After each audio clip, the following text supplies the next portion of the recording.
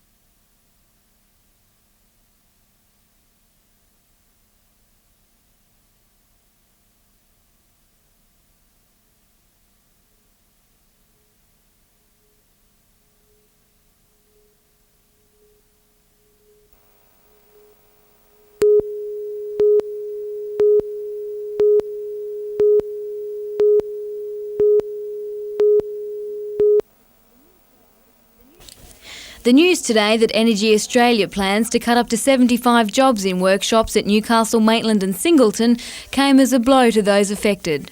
We were expecting some cuts, we were certainly not expecting a 100% cut. They're just treating us as a burden on their budget. Energy Australia says staff reductions are necessary to stay competitive in the emerging national electricity market. This is all part of the restructuring process, and those proposals have been put on the table for consultation with our customers and with our staff. The electricity distributor says a final decision on the job cuts won't be made until after consultations with staff. Employees will be offered voluntary redundancy packages, be redeployed elsewhere within the organisation or retrained. But staff say they will take it to the Industrial Relations Commission. But we'll certainly be fighting it as hard as we can. Simone Cobb, NBN News.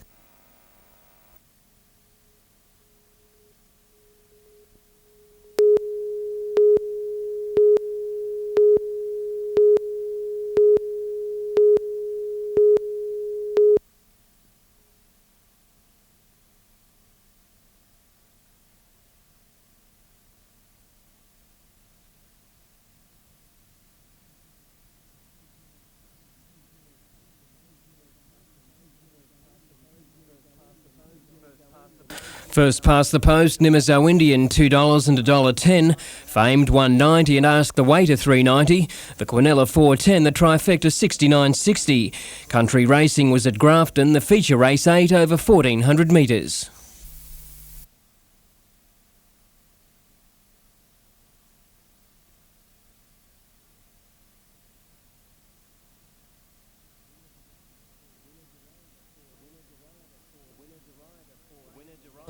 The winner Derrida $4.80 and $1.90, Waweri $2.10 and Battle Scarred $1.90.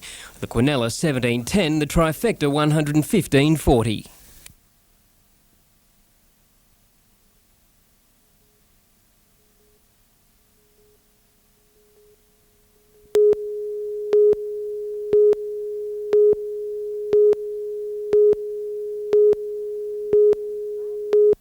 Academic standards. By academic standards, Peter North was once considered a foreigner to the world of the written word.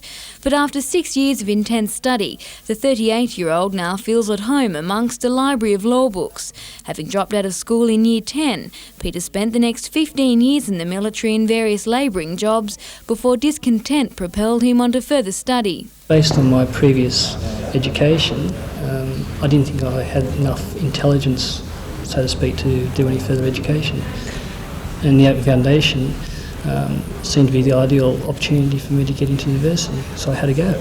Because Peter was not up to speed on the rules of grammar and essay writing, he first had to undertake an Open Foundation course to be accepted into university.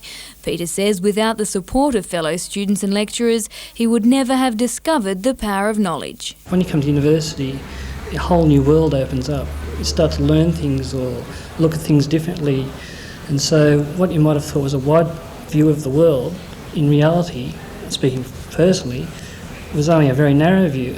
Simone Cobb, NBN News.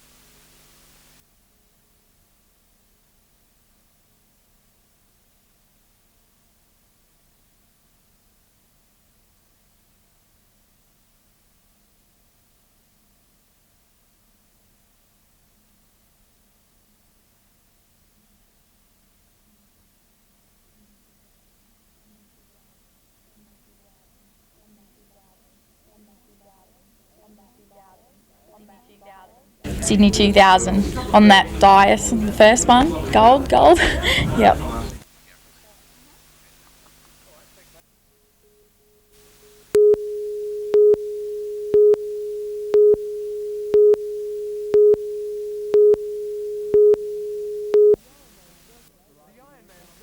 The Ironman Circus arrived in Newcastle today. Gold Coast champion Scott Reeves enjoying a relaxed preparation for Sunday's finale, and while he can afford to clown around somewhat, not so the rest of the pack. 6 are in with a chance of second, one of them Swansea Belmont local Joshua Blair. He's currently 5th, but just 1 point from second, and that's where he wants to finish. I've been thinking about it since the last race. It's there to be taken.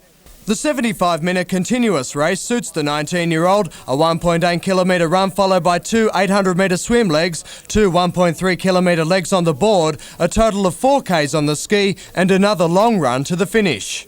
This race is a good race for me, that 75-minute continuous race, and with a long run first and swim being my best leg, I'm going to try and set it up early, I think.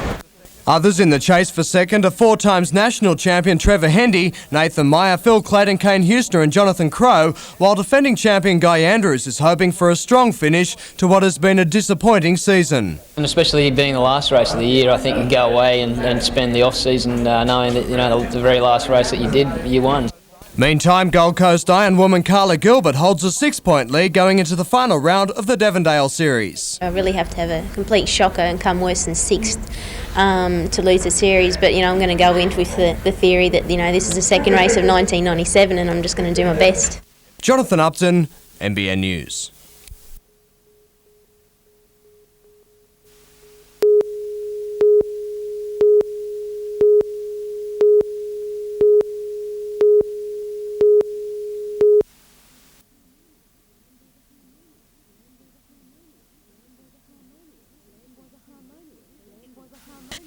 It was a harmonious blend of two different beats, the natural rhythm of the didgeridoo providing the perfect tempo for the tap dancers. After a successful overseas season, the Hot Shoe Shuffle has returned to Australia, and the Awabakal dance troupe was today on hand to welcome them back to Newcastle. The return season again stars David Atkins and Jackie Love and is on at the Newcastle Civic Theatre from Sunday.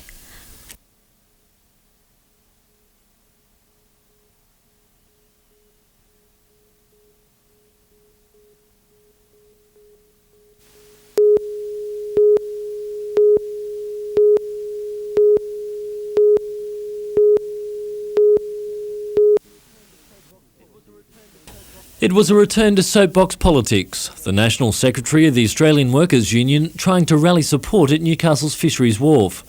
The industrial relations giant offered to represent those involved in commercial fishing in their struggle against state government regulations. After today's short meeting, that offer was accepted, and the union will now approach the Fisheries Minister, Bob Martin. It goes to arguments over quotas and catches, the pace of change, goes to the value of their licences, and or the decisions can write thousands and thousands of dollars off the values of their licences and their property. All of those issues need to be better put forward. Unless they come up with a set policy and a set scheme for the next 5 or 10 years, the industry's gone. They won't become members of the union, but will contribute to the cost of negotiations. Both parties reject any suggestion that the move is merely an attempt by the Australian Workers' Union to recruit new members. I mean, yeah, sure, it's nice if they join the union, but essentially I think they're a group that's desperately needing help, and it's more to provide the service. We're looking for any help we can get from any body or any organisation whatsoever. The deal follows a similar arrangement between the union and jockeys, when riders pushed for substantial pay rises earlier this year. Richard O'Leary, NBN News.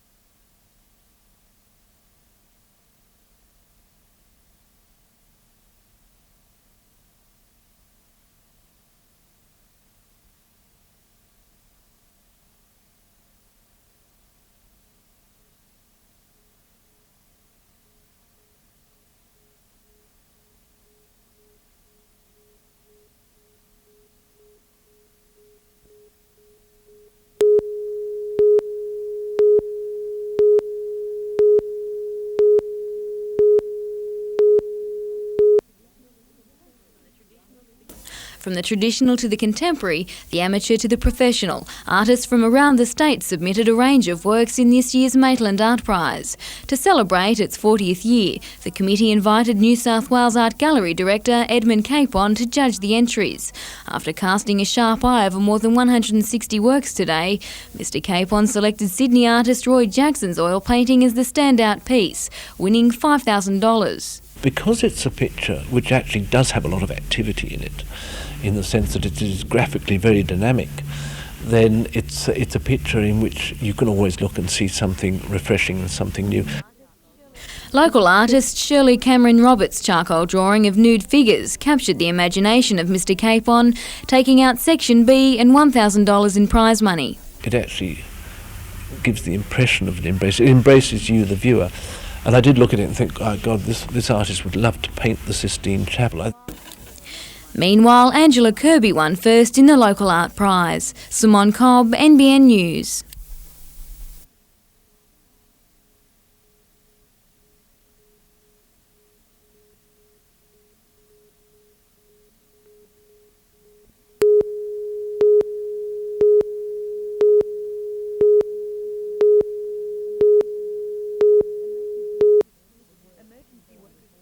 Emergency workers feared the worst. Early reports of a man trapped inside his car engulfed in flames.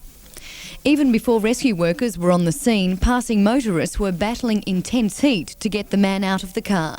He was jammed underneath the dash and we had to kind of pull out one leg, and then his knees were crushed, and then I had to pull a panel out, and then his ankles were crushed underneath the pedals. The brown Commodore had crossed onto the wrong side of George Booth Drive near Mount Sugarloaf. It ran head-on into a stationary 13-tonne council truck parked by the side of the road. At that stage we got him out on the ground. The injuries were fairly severe at that stage, but then we had to move him further because the car did start to explode and catch on fire. Police praised the bravery of the would-be rescuers. They risked their own life to get in there and pull the driver out of the vehicle before it actually totally gutted in flames. The driver was airlifted to the John Hunter Hospital, suffering multiple leg fractures, chest injuries and internal bleeding. He died just after arrival. Police are still probing the exact cause of the accident. Vanessa Spark, NBN News.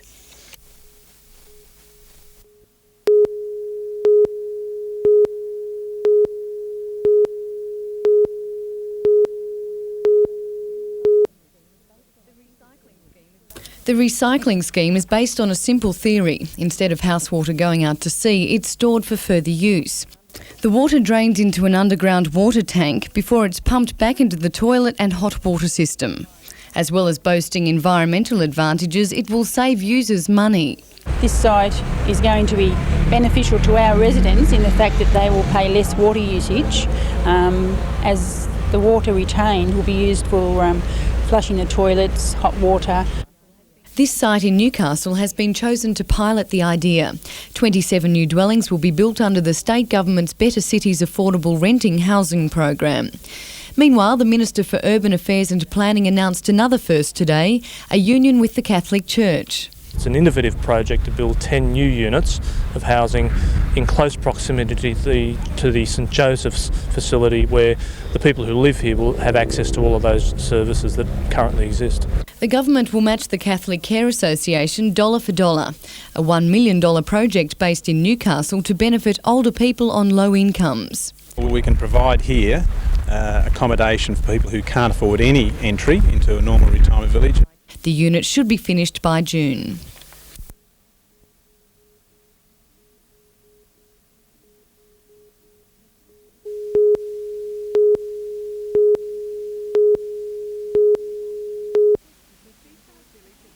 The seaside village of Hawk's Nest enjoys a peaceful reputation, but at around 8 o'clock last night, the usually quiet streets erupted when a 20-year-old man wielding a knife was chased by more than a dozen alcohol-affected teenagers. They all landed on the veranda of Tony and Patty Mason's Binder Street holiday house. Well, of course, we were very, astounded and didn't know what was going to happen, and I only tried to protect the poor guy because they would have actually kicked him and punched him probably to his death. A lone police officer from Tea Gardens was first to respond. Until backup arrived, residents stood by to ensure his safety. And we were worried that they might gang up on him, so we just stood there and they realised we were there, so it was one-on-one. I couldn't have walked away from that. I had to at least stand there and be ready if he needed help. 4 youths were arrested on 7 charges each, ranging from violent disorder, assaulting police and unlawful entry. The 20-year-old man was taken to Newcastle's Mater Hospital, suffering a severe hand injury. He later absconded and was last seen around Waratah. Police want to question him over a number of armed hold-ups. Residents claim the lack of police presence in the area is a serious problem. People come here because it's a quiet place to retire and live safely, and they can't. They've got to lock their doors and so forth. And even then they're not safe, as happened to these people.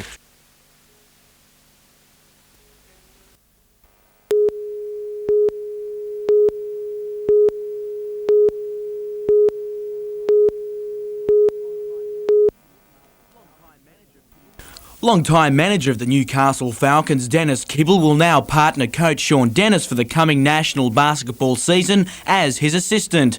Sean Dennis, himself a former assistant coach, is gearing up for what he sees as a promising year for Newcastle, but he's keeping things in perspective. I mean, obviously everyone sets out at the start of the year to win a championship. Okay, winning is what we want to do, but if we don't do A, B and C to get there, we'll never win. So what's important is that we establish our smaller goals first and build up to the bigger ones.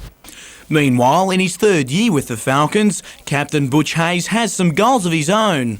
Personally, I've got some goals. I'm going to keep those to myself. But we'll sit down as a team on Monday and we'll discuss the team goals. But I'm going to do some great things for the club this year.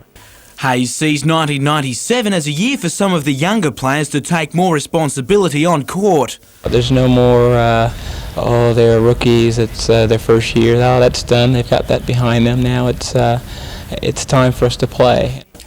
A squad of 15 will be picked for trial games that begin late this month, but Coach Dennis hasn't signed his final rostered player. You know, we're in no hurry. We feel that we've got to get the right person, and the person we're looking for is a guard and somebody who can handle the ball and play good defence. So we want to make sure we get the right person in that role. The Falcons plan a round-robin series beginning February 28.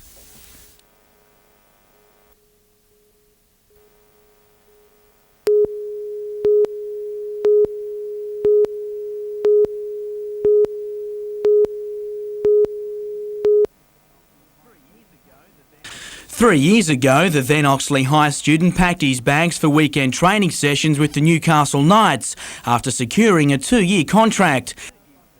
Now, in his third year with the club, Lee calls Marathon Stadium home as the mild-mannered lock-cum fullback continues his football dream. This year I'd like to make reserve grade. That's an ambition I've got, and first grade in 2 years' time. I wouldn't be a true footballer if I didn't want to play for Australia, so that's the main ambition, to play for Australia. If I did that, I wouldn't care if I died the day after, you know, it's just what I want out of life. I want to play for Australia. Lee will don the #1 jumper for the Knights under-20 squad. Ironically, he returns to the ground tomorrow night where it all began, to play against some of his former hometown heroes as Newcastle take on Group 4 seniors. I'm playing against a few old teammates and a few blokes I looked up to when I was a young junior. Growing up and playing around Tamworth, used to have looked up to them when I was a younger bloke, and now actually going and playing against them, it's sort of going to be a bit of a buzz. While Lee makes the switch from lock to fullback, it's not the only change in his football career.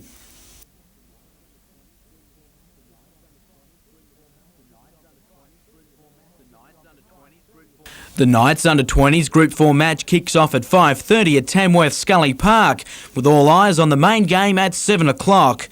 Jim Callanan, NBN News.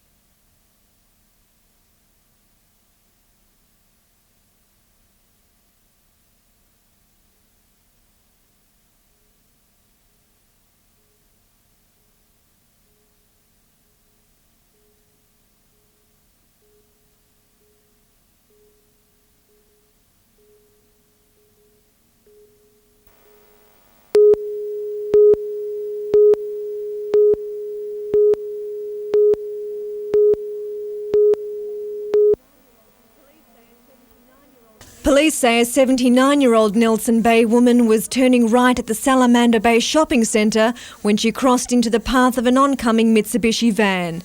The impact crumpled the side of the Holden Gemini, trapping the 73-year-old passenger. Emergency crews spent half an hour freeing the Evans Head woman. Both were flown to the John Hunter Hospital by the Westpac rescue helicopter. The passenger died a short time later. The driver remains in a serious condition with chest and internal injuries. The van's occupants escaped unharmed. Meanwhile, police are looking for the driver of a red Laser on Mazda 323 who's believed to have hit a cyclist on Newport Road, Dora Creek at around 8:30 last night. A 28-year-old man was knocked unconscious and suffered severe abrasions after the car struck him from behind, the force catapulting him onto the road. The driver then continued on after hitting the cyclist. Police believe the person then returned to the scene after help arrived, but left before any details could be obtained. Police are appealing to the public for help. Anyone with information is urged to contact Toronto Police. Sarah Griffiths, NBN News.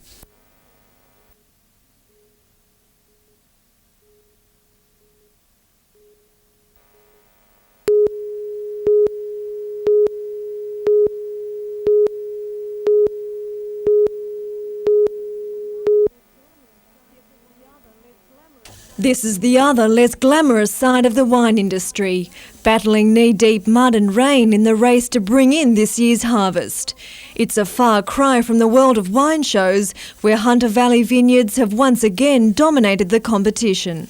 Winning in shows is very important to us, I suppose for our ego to some extent, but also as an indication that we are on top in our area. Competing against 400 exhibitors from throughout Australia, Tyrrells and Mount Pleasant scooped the pool, winning 4 gold medals each, all but one for Semillons. And really shows that this area is, as I believe, one of the really great white wine areas of the world. But for Mr Tyrrell and his team, there was no time to savour the glory. A break in the skies today and the harvest swung back into action to bring in the last of the Semillon grapes.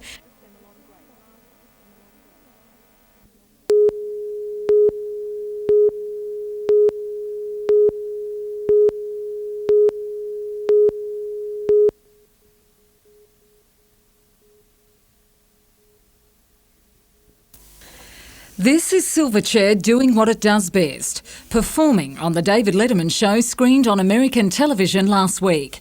But their latest tour has been marred by the furore that's erupted back in Australia, following this article about their latest album Freak Show in the rock magazine Juice. Also included candid comments about the teenagers' views on their hometown of Newcastle. But it's an article that's appeared in a Sydney paper today that has the band and its manager furious, claiming the comments have been selectively distorted. In many respects, things have been going well for them, but this has really cast a shadow over all that, which is very unfortunate. The Juice article includes a number of derogatory comments, at least one social worker raising major concerns over the band's influence.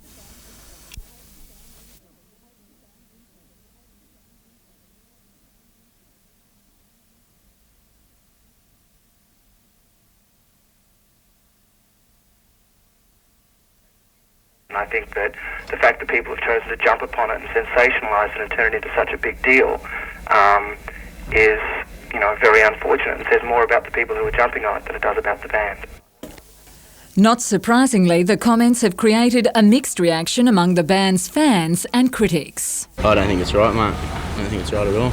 It's really cool. I think the comments are really good. It'd be great if the people who are knockers of Silverchair could get on and achieve things for themselves. Now touring the United States and Europe, Silverchair is due home at the end of next month and looking forward to it. Silverchair would like people to know that they love Newcastle. It's a city they were born and raised in. All their friends are there. Their family live in the Hunter region. They wouldn't want to live anywhere else in the world.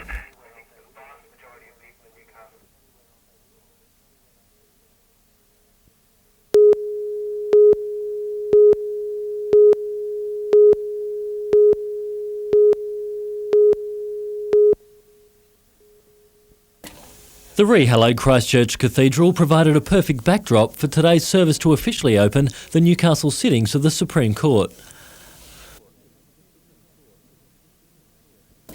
It's a tradition dating back to the 12th century, when a judge would ride through a town as part of a circuit through the country.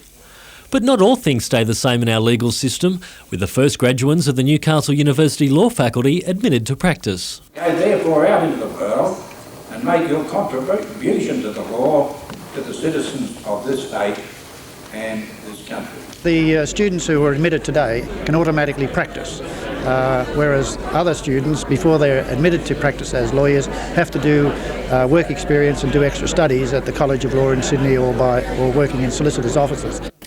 Practical experience is part of the course at Newcastle University, which gives it a unique advantage over other law faculties. Well, I think it's most important. It will mean that the university will have a standing, probably a unique standing for the moment, in the legal community and legal education throughout the whole of Australia. Richard O'Leary, NBN News.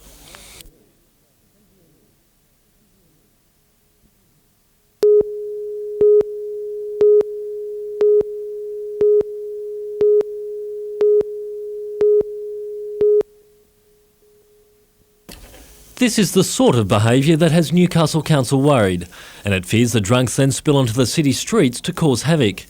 It wants a greater say on what liquor licences are granted, in particular how long clubs and pubs can keep their doors open. I don't think the government is aware of the cost on people, on property and on one another. I think that would be a backward step. I think there needs to be a standard legislation for all licensed premises through all local government areas in New South Wales, and that should remain with the government. The proposals will go before Newcastle Council next Tuesday, but hoteliers are already predicting transport chaos if restricted trading hours go ahead in the city's 166 licensed premises. With licensed premises closing early, it just puts an intensified number of persons on the street at the same time. Taxis, buses can't cope. Yes, it would create a different problem in that people would be leaving town earlier, but at least residents, inner city residents, would have a peaceful early hours of the morning.